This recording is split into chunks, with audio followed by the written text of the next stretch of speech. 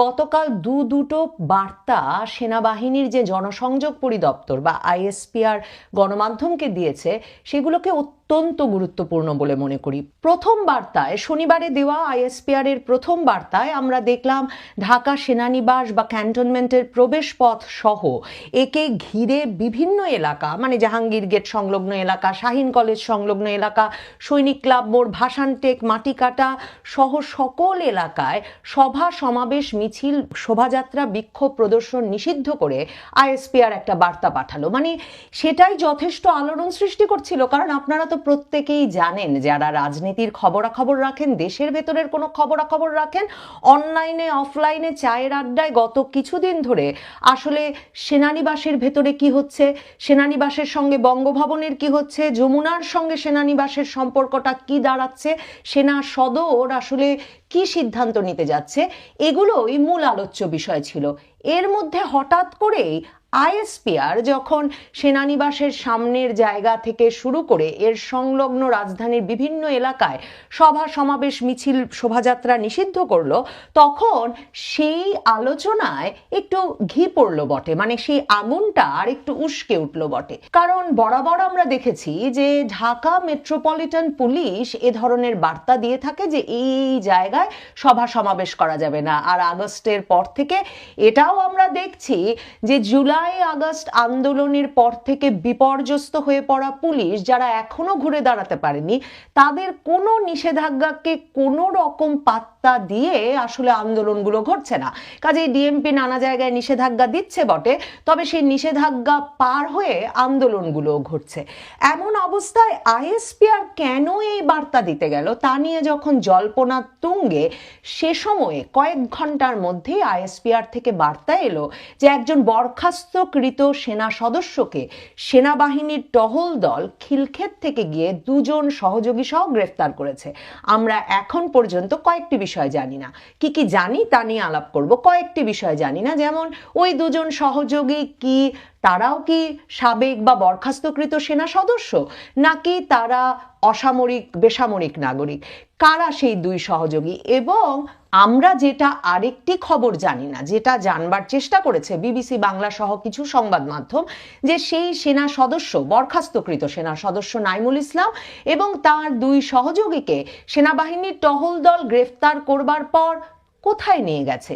তাদেরকে কোনো থানায়, সংলগ্ন কোনো থানায় যে নিয়ে যাওয়া হয়নি, বিবিসি বাংলা তাদের খবরে সেটা স্পষ্টতই লিখেছে। তারা ক্যান্টনমেন্ট ও খিলক্ষেত থানায় যোগাযোগ করেছিল। 2 থানা থেকেই বলা হয়েছে কোনো বরখাস্তকৃত সেনা সদস্য কিংবা নাইমুল ইসলামের আটকের বিষয়ে তাদের জানা নেই।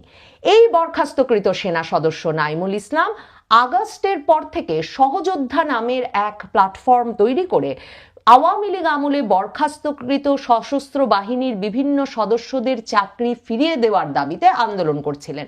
এই নাইমুল ইসলামের চাকরি গেছে যৌতুক চাওয়ার দাবিতে, স্ত্রী নির্যাতনের অভিযোগে, কিন্তু আগস্টের পর থেকে তিনি বিরাট বিপ্লবী হয়ে ওঠেন এবং তার যে সহযোদ্ধা প্ল্যাটফর্ম তৈরি করেন সেখানে তারা দাবি করতে থাকেন যে যেই শৃঙ্খলা ভঙ্গের দায়ী যার চাকরি যেয়ে থাকুক না কেন, এদের সবাইকে চাকরি ফেরত দিতে হবে, কারণ আওয়ামী লীগ আমলে চাকরি গেছে মানে ষড়যন্ত্র করে চাকরি গেছে। এবং এই নাইমুল ইসলামের ফেসবুকে ঢুকে এখন দেখছিলাম তার একটা পাবলিক প্রোফাইল, তিনি বিরাট রকমের একটা রাজনৈতিক ব্যক্তিত্ব হয়ে ওঠার চেষ্টা করছেন গত কমাস ধরে। সারা বাংলাদেশ জুড়ে বিভিন্ন ক্যান্টনমেন্টে বিভিন্ন জায়গায় গিয়ে তার এই সহযোদ্ধা প্ল্যাটফর্ম, অর্থাৎ বরখাস্তকৃত সশস্ত্র বাহিনীর সদস্যদের সংগঠিত করার প্ল্যাটফর্মকে প্রকাশ্যে সংগঠিত করছেন এবং বলছেন জীবন দেবেন, তবু চাকরি উদ্ধার করেই ছাড়বেন। অন্যদিকে নাগরিক কমিটি, মানে জাতীয় নাগরিক পার্টির আগে যে নাগরিক কমিটি গঠন করেছিল এই বৈষম্য বিরোধী ছাত্র আন্দোলনের সঙ্গে সংশ্লিষ্ট ছাত্ররা, সেই সভায় গিয়ে তিনি ঘোষণা দিয়ে বলেন যে তিনি বৈষম্য বিরোধী ছাত্র আন্দোলনেরও একজন সমন্বয়ক হিসেবে কাজ করেছেন এবং তিনি আগস্টের আন্দোলনে অত্যন্ত সক্রিয় ভূমিকা রেখেছেন। এই জুলাই আগস্ট আন্দোলনে আসলে আমরা দেখি সাবেক অনেক সেনা কর্মকর্তাই, ইনি তো একজন বরখাস্তকৃত সেনা সদস্য, কিন্তু আমরা দেখি অনেক প্রবীণ সেনা কর্মকর্তারাই অত্যন্ত সক্রিয় ভূমিকা পালন করেন। মিরপুর ডিওএইচএস থেকে আন্দোলনের শুরু হয়, যেখানে এসে সাবেক সেনা কর্মকর্তারা যোগ দেন। এরপর আমরা দেখি ফেসবুকের বাইরে নানাভাবে সাবেক সেনা কর্মকর্তারা সংগঠিত হন এবং তারা সরাসরিভাবে আগস্ট আন্দোলনে সরকারের ভূমিকার তীব্র নিন্দায়, মানে তৎকালীন আওয়ামী লীগ সরকারের ভূমিকার তীব্র নিন্দায় যুক্ত হন। এবং এই যে সাবেক সেনা কর্মকর্তাদের সংগঠিত হওয়ার ব্যাপারটি, সেটি আসলে 5ই আগস্টে এসে থেমে যায় না। মানে 5ই আগস্টে শেখ হাসিনার পতনের একটা বড় কারণ তো এই যে দায়িত্বরত তরুণ সেনা কর্মকর্তারা 3রা আগস্ট সেনাপ্রধানকে কিন্তু জানিয়ে দিয়েছিলেন যে তারা সরকারের নির্দেশনা মেনে আন্দোলন দমনে কোনো ভূমিকা রাখবেন না। কাজেই সেই দিন থেকেই কিন্তু জানা হয়ে যায় যে শেখ হাসিনা সরকারের পতন আসলে আর কয়েকদিনের ব্যাপার মাত্র। এরপর 5ই আগস্টে পতন ঘটে শেখ হাসিনা সরকারের।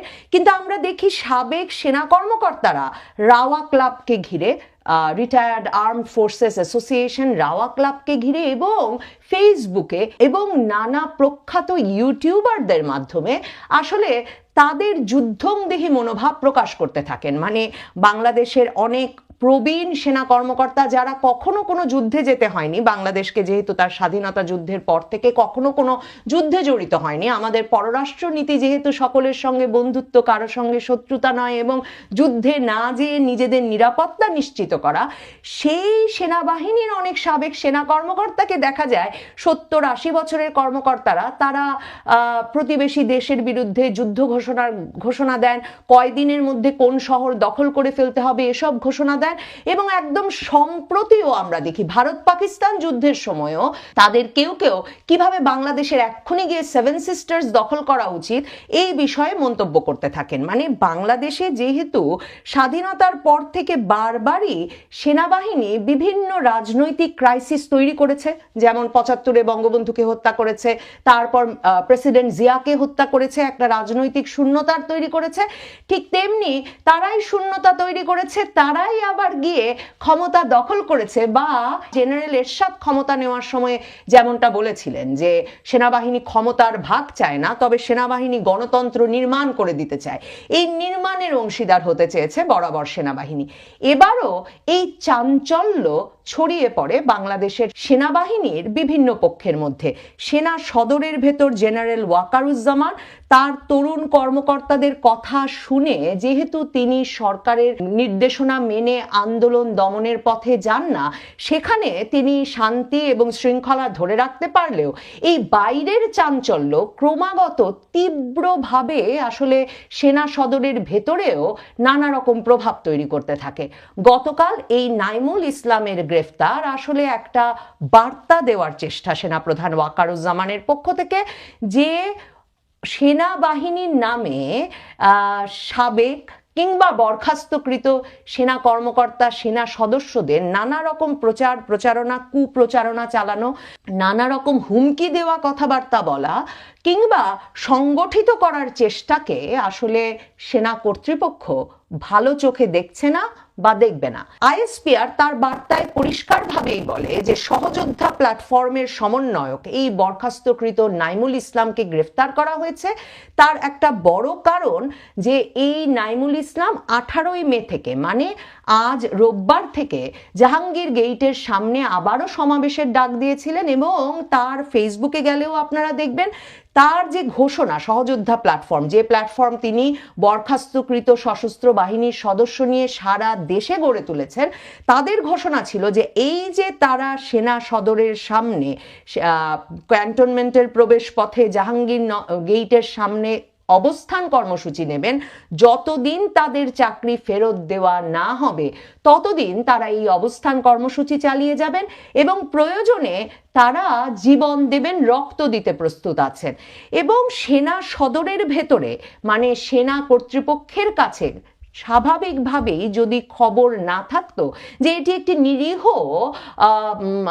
একটি নিরীহ সমাবেশ মাত্র, যে সমাবেশের মধ্য দিয়ে সেনা সদরের ভেতরে বা ক্যান্টনমেন্টগুলোর ভেতরে কোনো চাঞ্চল্য বা অস্থিরতা সৃষ্টির চেষ্টা করা হচ্ছে না, তাহলে সম্ভবত এই সেনা সদরের সামনে সমাবেশটি নিষেধাজ্ঞার মধ্য দিয়েই শেষ হতে পারত।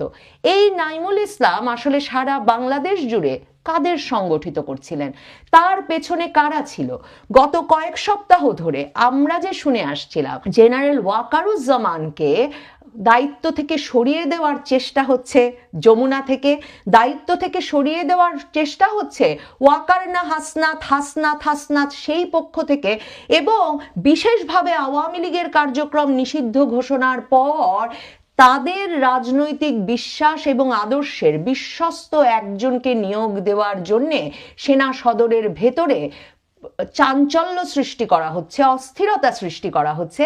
সম্ভবত তার সঙ্গে এই সেনা সদরের বাইরে ক্যান্টনমেন্টের প্রবেশ মুখে সারা বাংলাদেশ থেকে সংগঠিত ব্যক্তিবর্গকে এনে অস্থিরতা তৈরির এই প্রচেষ্টার সরাসরি সম্পর্ক দেখেই সেনা সদর দপ্তরকে শুধু যে এই নাইমুল ইসলামকে গ্রেফতার করতে হলো তাই নয়, গ্রেফতার করার পর তা জানান দিতে হলো।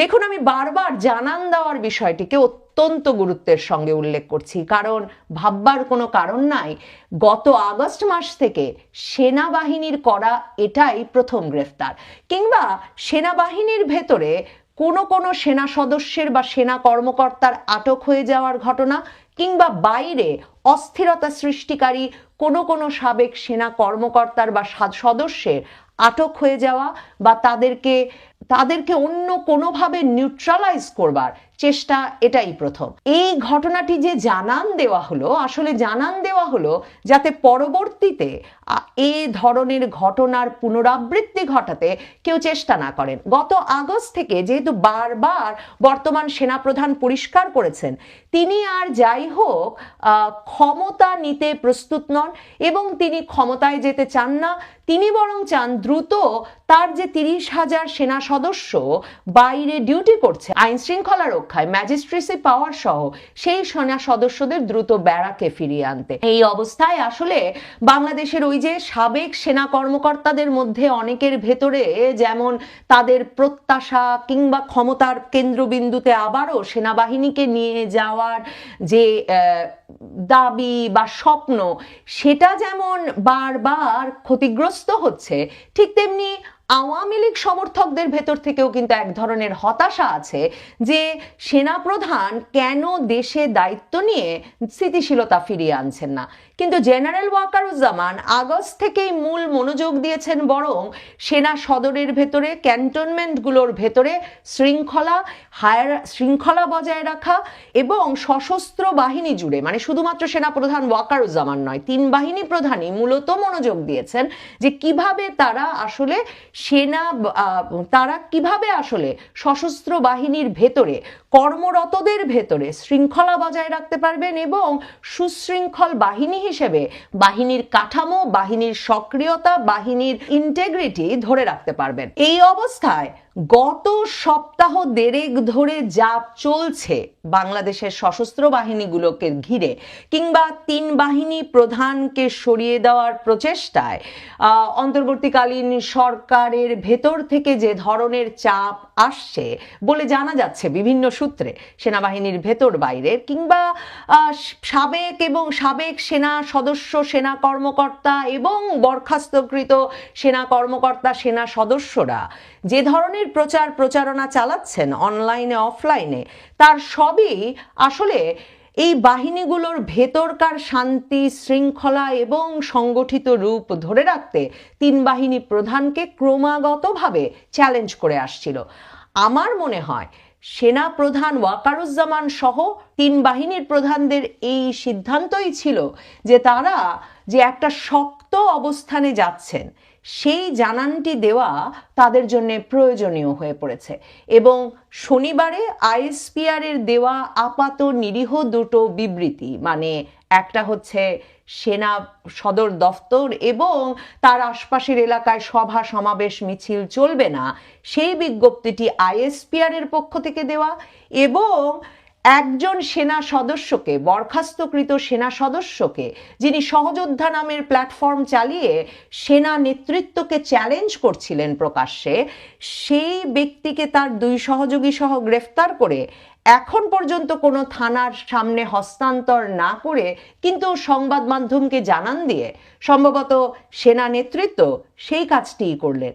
এর ফলে আগস্টের আগে থেকে আগস্টের পরবর্তী পুরো সময়টা জুড়ে আমরা যে প্রকাশ্যে সাবেক সেনা কর্মকর্তাদের নানা রকম বেফাঁস মন্তব্য করতে দেখছি, নানা রকম বক্তৃতা বিবৃতি দিতে দেখছি এবং সেনা প্রধান সহ নানা জনকে নানা উপদেশ দিতে দেখছি, আর কথায় কথায় জীবন যাওয়া পর্যন্ত বিভিন্ন যুদ্ধ চালিয়ে যাওয়ার হুমকি দিতে দেখছি বর্তমান সেনাবাহিনী, সেনা প্রধানের বিরুদ্ধে কিংবা প্রতিবেশী কোনো দেশের বিরুদ্ধে।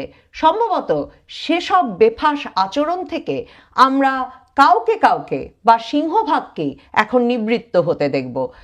এর ফলে সেনাবাহিনীর ভেতরে অস্থিরতা কমে আসবে কিনা তা দেখতে অপেক্ষা করতে হবে। এটাও দেখার জন্য অপেক্ষা করতে হবে যে সেনা প্রধান এবং সেনাবাহিনী এ দফায় নিজেদেরকে জড়িত না করে নিজেদের গা বাঁচিয়ে এবং এড়িয়ে গিয়ে কতটা সেনা সদর দফতরের ভেতরেই বা কতটা সেনানিবাসের ভেতরেই বা ক্যান্টনমেন্টের ভেতরেই থেকে যেতে পারেন, নাকি তাদের বেরিয়ে আসতেই হয়।